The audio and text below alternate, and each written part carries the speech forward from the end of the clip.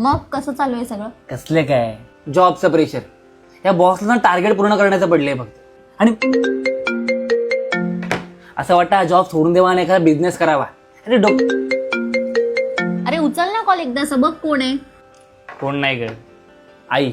मग काय म्हणताय ते? तिचं नेहमीच आहे ग, दिवसातून 10 मिस कॉल पडलेले असतात फोनवर, काम काहीच नसतं, फक्त विचारपूस करायची. जेवलास का, काय करतोय, खाल्लंच का.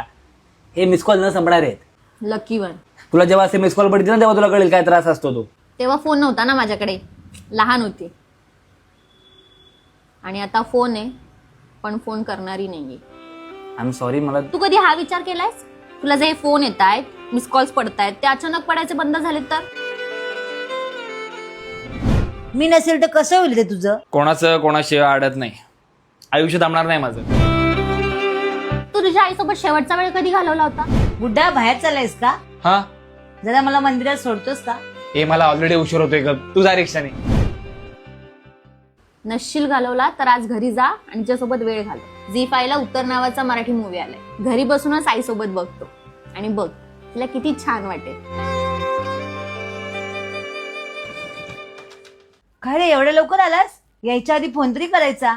अजून जेवण नाही झालं. थांब 5 मिनिटात मी पिक्चर पटकन- बघूयात हा? एकत्र. मूल हे आईचं पहिलं प्रेम असतं. पहिलं प्रेम टिकतं का पण, का जातं निघून कुठे? अगं पण का करतेस एवढे कॉल? बॉस पेक्षा जास्त कॉल तुझे असतात.